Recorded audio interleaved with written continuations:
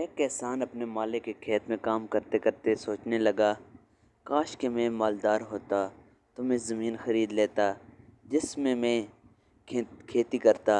میں اپنی زندگی سے لطف اندوز ہونا چاہتا ہوں، لذیذ کھانے کھانا چاہتا ہوں اور آرام دہ گھر میں رہنا چاہتا ہوں۔ اچانک کسی کی آواز سن کر وہ چونک پڑا جو اعلان کر رہا تھا کہ بادشاہ سلامت ان کھیتوں کے پاس والے راستے سے آئندہ ہفتے گزریں گے اور سبھی کسانوں کے لیے ضروری اعلان ہے کہ ان کے استقبال اور ان کو سلام کرنے کے لیے صف بستہ ہو کر کھڑے رہیں۔ کسان نے اپنے دل میں سوچا، یہی موقع ہے۔ اگر میں نے بادشاہ سے کچھ سونے کے سکے مانگ لیے تو کیا ہوا؟ اس سے میرے سبھی خواب تو پورے ہو جائیں گے اور وہ کبھی بھی میری درخواست کو رد نہیں کریں گے، اس لیے کہ جیسا کہ میں نے سنا ہے وہ اچھے اور بھلے انسان ہیں۔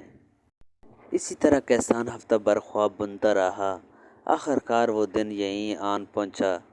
تمام کسان بادشاہ کے استقبال کے لیے راستے کے دونوں طرف صف بستہ کھڑے رہے تھے۔ اچانک دو گاڑیاں دکھائی دی جنہیں گھوڑے کھینچ رہے تھے۔ کسان شاہی گاڑی کی طرف دوڑ پڑا اور چلانے لگا، اے بادشاہ، مجھے آپ سے ایک بات کہنی ہے۔ بادشاہ نے گاڑی کو روکنے کا حکم دیا اور کسان سے پوچھا، تم کیا چاہتے ہو؟ کسان بہت پریشان ہو گیا۔ اس نے کہا، میں کچھ سونے کے سکے چاہتا ہوں تاکہ میں زمین کا ایک ٹکڑا خرید سکوں۔ بادشاہ مسکرایا اور اس نے کسان نے کہا، میں چاہتا ہوں کہ تم مجھے اپنے پاس سے کچھ چیز دو۔ کسان اور بھی پریشان ہو گیا۔ اس نے اپنے دل میں کہا کہ آج بادشاہ کی بخیلی کی بھی حد ہو گئی۔ میں اس کے پاس آیا تھا کہ مجھے کچھ دے اور اب وہ خود مجھ سے ہی مانگ رہا ہے۔ کچھ دیر سوچنے کے بعد اس نے چاولوں سے بھری ہوئی ایک تھیلی سے جو اس کے ہاتھ میں تھی چاولوں کا ایک دانہ نکالا اور اسے بادشاہ کو دے دیا۔ بادشاہ نے اس کا شکریہ ادا کیا اور قافلے کو دوبارہ چلنے کا حکم دیا۔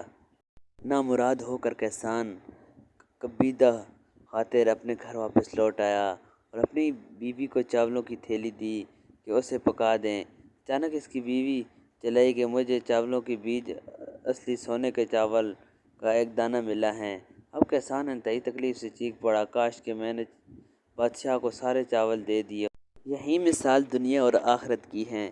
یہاں ہم جو کچھ اللہ کی راہ میں خرچ کریں گے، آخرت میں جب اس کا اجر و ثواب دیکھیں گے تو خواہش کریں گے کہ کاش ہم نے سارا مال ہی راہ خدا میں لٹا دیا ہوتا۔